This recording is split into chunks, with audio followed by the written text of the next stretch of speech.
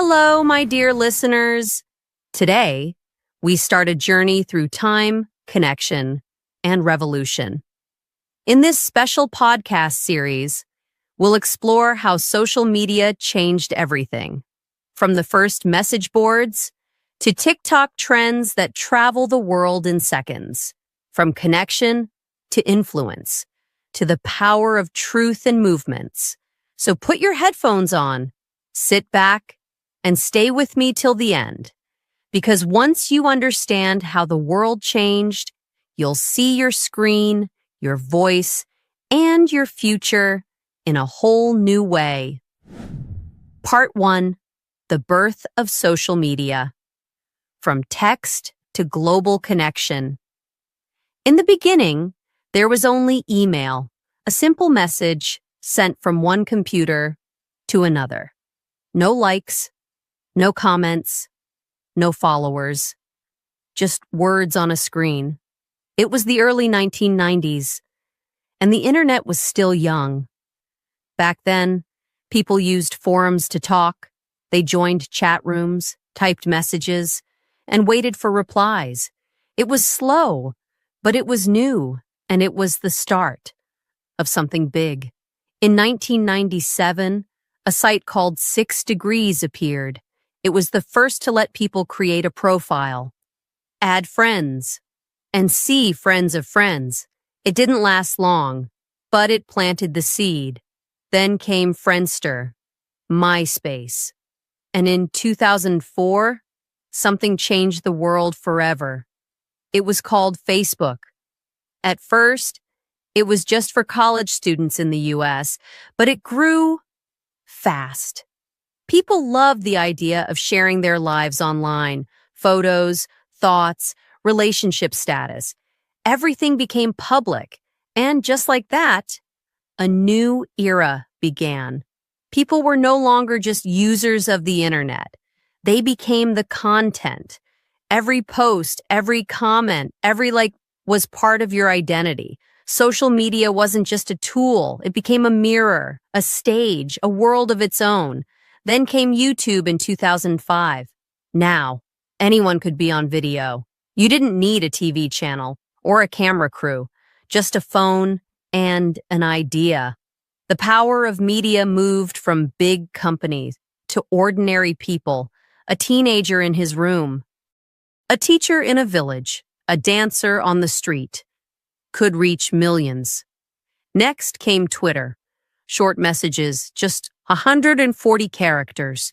It was fast, it was public, and it made news spread in real time. Suddenly, world events were not just on the news. They were on your phone, from someone who was there. Social media became a new kind of truth, raw, unfiltered, direct from people.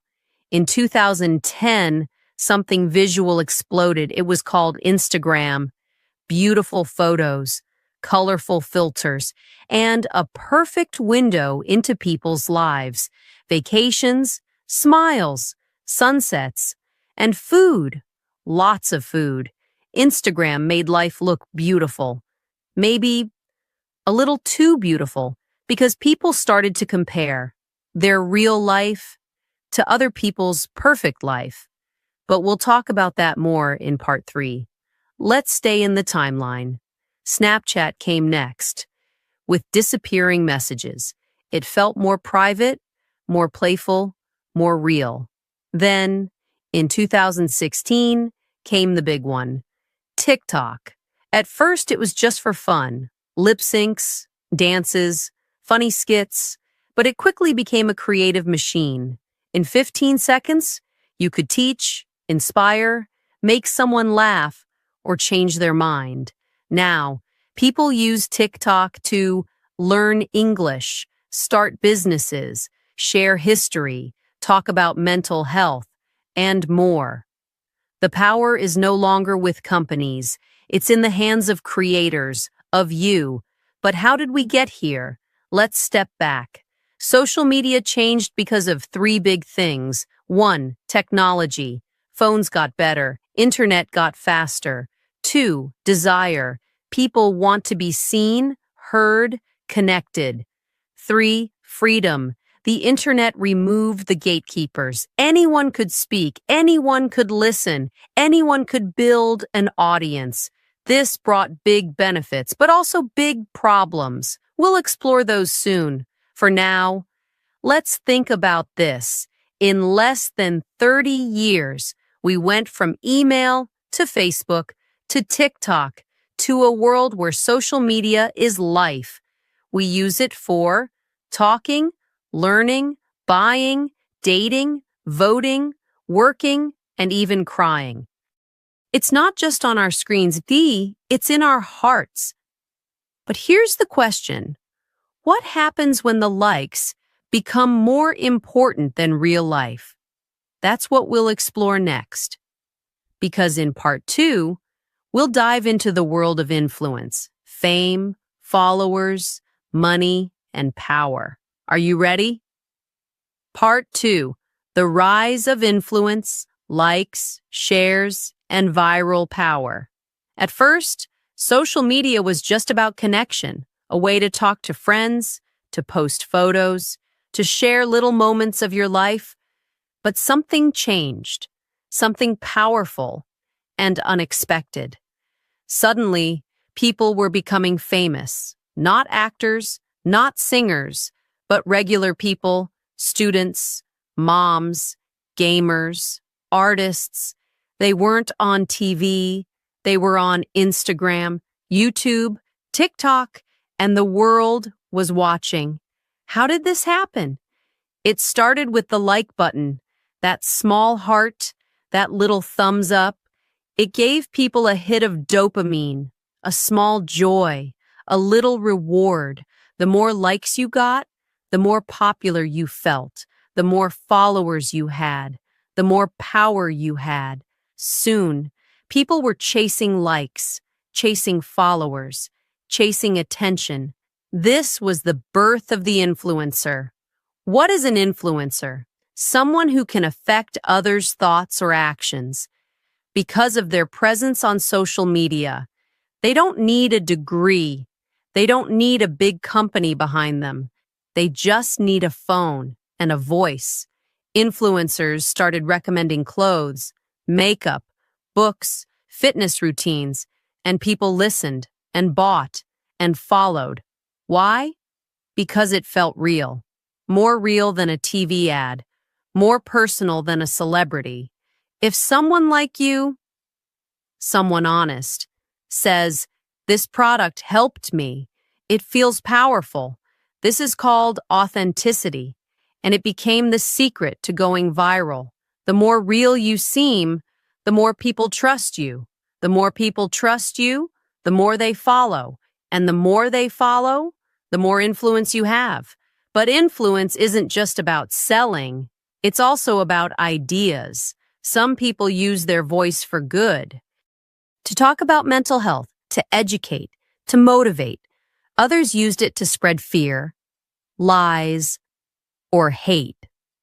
Because influence can build or destroy. Let's look at one example. In 2018, a young woman named Greta Thunberg began posting online. She talked about the climate crisis. She spoke with passion and truth, and people listened. Soon, she had millions of followers. She became a global voice, not because of a big team, but because of social media. This is the power of platforms. They can make someone go global in days. But why does content go viral? There are 3 main reasons. 1, it's emotional. 2, it's relatable. 3, it's easy to share a funny video, a beautiful quote, a shocking moment. People love to share things that feel big, that make them laugh, cry, or think. And when many people share the same post, it spreads like a wave. That's how a cat video or a dance challenge can be seen by millions overnight. But here's the catch. Virality is powerful, but it's also fast. What's famous today is forgotten tomorrow. That's why influencers work hard. They post every day. They try new trends. They study the algorithm because staying on top takes more than talent. It takes strategy and consistency. Some influencers make millions. Others struggle. Because the truth is, the game is always changing. The algorithm decides who gets seen. Not always the best, but the most engaging. This creates pressure. People feel they have to be perfect, exciting, emotional, every single day. That's not easy. And many influencers have spoken about burnout, about the pressure to keep performing, about the fear of losing followers. It's like a race that never stops. Still, for many, it's worth it because social media gave them freedom, a job they love, a voice they never had. They can create, connect, and even change lives. Influencers are not just faces, they are businesses. Many hire teams, create courses, sell products. Some even launch brands of their own. Kylie Jenner became a billionaire. Thanks to her influence on Instagram, Mr. Beast became the world's biggest YouTuber, not because of TV, but because of viral giving. Even small creators now earn from views, ads, and sponsors. This is the new economy, the creator economy, and it's only growing. But influence can also be dangerous. Fake news, fake products, fake lives. We start comparing ourselves to people we don't know. We feel behind. We feel not good enough. And that's something we'll talk about in part 3. But for now, remember this. Social media gave birth to a new kind of power, not political, not financial, but emotional. The power to move people with your words, your story, your truth. That power lives in your hands and your phone. So, what will you do with it? Part 3, the dark side. Mental health, addiction, and digital stress. Social media is fun, it's fast, it's exciting, but behind the colors, behind the filters, something deeper is happening, something not so easy to see. Let's be honest, most of us wake up, and the first thing we do is check our phone. Instagram, TikTok, WhatsApp, maybe YouTube.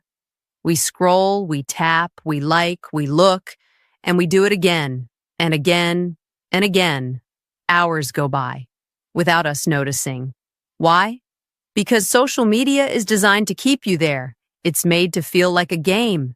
You scroll, you get a surprise, a new video, a new comment, a notification, and your brain says, "Yes, give me more." This is not an accident. It's called dopamine. Dopamine is a chemical in your brain. It makes you feel pleasure. And when you get a like, or someone shares your post, dopamine is released. It feels good. So, you want more. But that feeling doesn't last. So you open the app again and again, just to feel that little hit. This is how addiction starts. And it's not just about time. It's about your mind. Social media can make you compare. You see someone's beautiful house, their perfect skin, their vacation, their new job, and you look at your own life, and suddenly, it doesn't feel enough.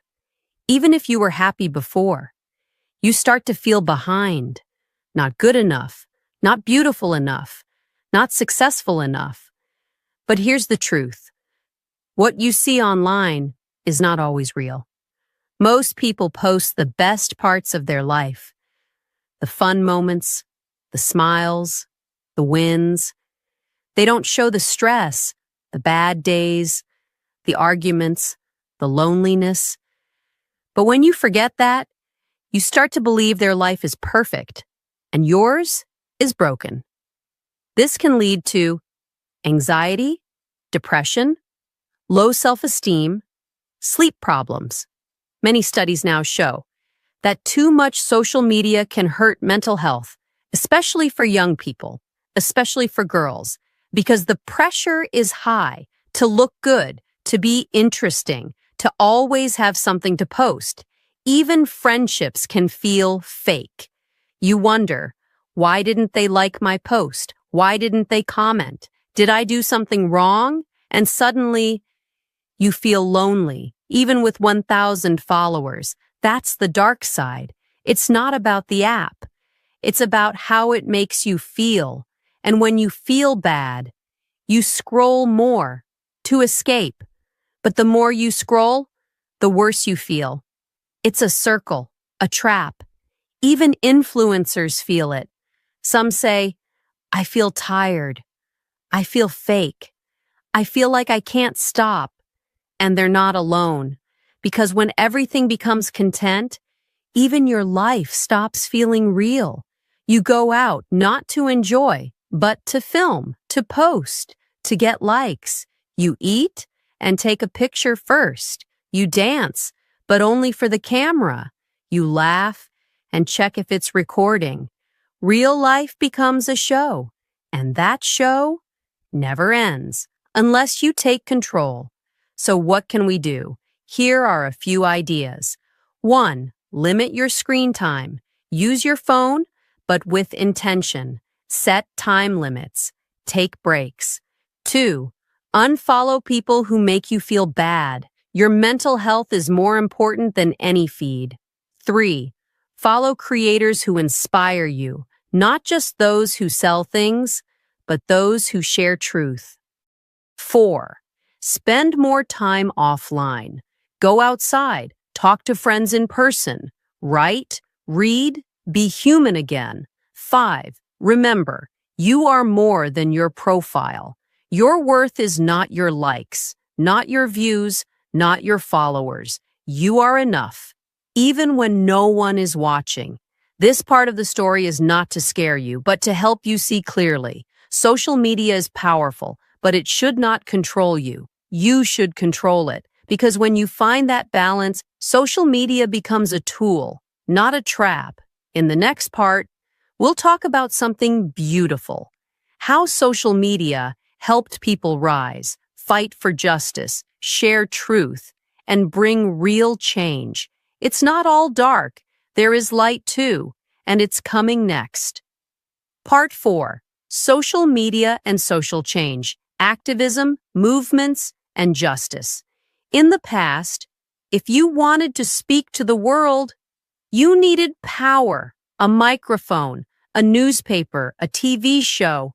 But now, you just need a phone and a little bit of courage. This is the magic of social media.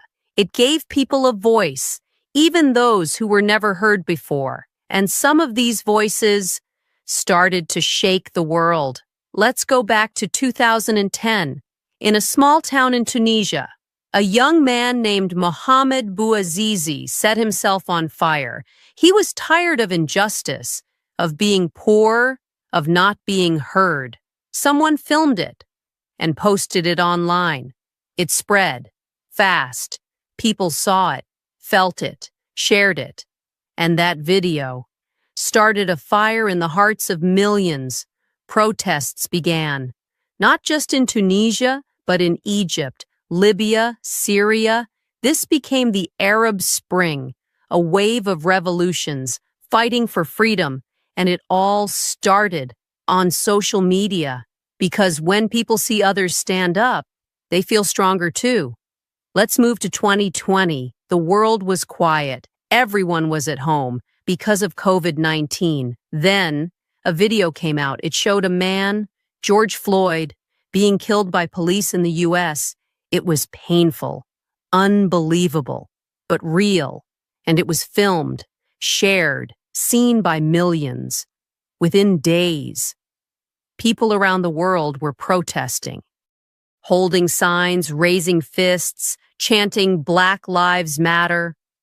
It wasn't just a moment, it became a movement. And once again, social media was the heart. People shared stories, educated others, donated money, organized marches, all from their phones. Social media helped the world see truth, truth that was often hidden or ignored. That's the power of a camera and a platform. Another example? Me Too. This hashtag started with one woman. She shared her story of pain, of abuse, and then thousands of women followed, then millions. They told the world, "This happened to me too." It became a wave of truth, and many powerful people were held responsible because silence was no longer an option. That's what social media can do. It breaks silence, it connects pain, and it creates unity, even during war. When Ukraine was attacked in 2022, people used TikTok and Twitter to show the truth, not just what the news said, but what they saw, what they felt. It made people care. It made people act. This is called digital activism. It means using social media to fight for a cause, to raise awareness, to support change. It can be big or small. A post about saving the planet, a story about helping the poor, a video about mental health. It's not just protesting in the streets, it's protesting with your phone. And it works. Why? Because people believe people, not ads, not politics, but real voices, real emotions. But there's a challenge too. Not every post is true. Not every cause is real. Sometimes people share without checking. Fake news spreads fast, just like real news, and that can be dangerous. Also, some people only like posts, but don't take real action. They click and feel like they helped, but they don't donate, don't vote, don't really act. This is called slacktivism. It feels good, but doesn't always create change. So how can we use social media better? 1. Share with care. Don't just post, think, check facts, ask, is this helpful? 2. Listen to others, especially voices that are often ignored. 3. Use your platform. Even if you have 10 followers, you can make a difference. 4. Support real action. Donate, volunteer, educate. 5. Be kind. Activism is not hate. It's love in action. Because at the end of the day, change doesn't need a big voice, just a brave one. You don't need millions of followers to change one life. And sometimes, that's enough. Social media is not just for fun. It's for truth, justice, empathy. It connects people not just by photos, but by hearts. In the final part, we'll talk about what's next, the future of social media, AI, virtual reality, the metaverse, and how your voice can still make a difference. Part 5, the future of social media. Where are we going now? Let's take a deep breath and look ahead, because the story of social media is not finished. It's just getting started. Think back 20 years ago. There was no Facebook, no Instagram, no TikTok. Now, these platforms are part of everyday life. They shape how we talk, how we learn, how we think, and even how we feel. But where is it all going next? Let's start with one word: AI. Artificial intelligence is now part of social media. You see it when your feed knows what you like, when you get perfect video suggestions, or when you chat with a chatbot. AI is watching your patterns, your habits, what you click, what you skip. It learns you, and it feeds you content you want, sometimes even before you know you want it. That feels magical, but it also feels a little scary. Because AI doesn't always care about truth. It cares about attention, and the more time you stay, the more ads you see, the more money the platform makes. So in the future, we'll need to ask, is this information helpful or is it just addictive? Next comes the metaverse. You've probably heard this word, but what is it? It's the idea of a virtual world, a space you can walk through with a headset on, where you can meet friends, work, shop, even go to concerts. Imagine your social media, but not on a screen. Instead, it's around you. 3D, alive. You don't scroll, you move. Facebook or Meta is already building it, and companies like Apple and Google are exploring it too. Will it become normal? Maybe, maybe not. But it's clear. The lines between real and digital life are disappearing. Then we have Web 3. This is a new way of thinking about the internet. In Web 2, where we are now, big companies own platforms. They control the rules, they take the data. In Web 3, the future, users might own their content through tools like blockchain, NFTs, and decentralized apps. It's like taking power back, but it's still very new and hard for many people to understand. The question is, will people care more about privacy, about ownership, about control, or will they just want what's fast, fun, and easy? Another big change is video, short video. Platforms like TikTok, Instagram Reels, YouTube Shorts, they show us that people love fast content. In 15 seconds, you can laugh, learn, feel inspired. This trend will grow. People want more, but shorter. So the challenge is, how do we keep quality while going fast? Also, the next generation, Gen Z and Gen Alpha, they are born online. They speak with emojis. They think in hashtags. They make videos instead of writing essays. For them, being online is not a part of life. It is life. That means education will change. Business will change. Even friendships and love will change. But there's one thing that must never change: human connection. Because in the end, it's not about the apps. It's about the people. If social media makes us more kind, more open, more creative, then we're going in the right direction.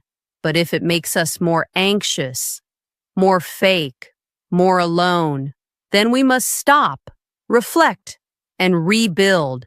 So what can you do? As one person? 1. Be mindful. Use social media. Don't let it use you. 2. Be authentic. Share your truth, not just your image. 3. Be kind. Behind every screen is a human heart. 4. Be a learner. Stay curious. Keep asking questions. Never stop growing, because the future of social media is not in the hands of companies.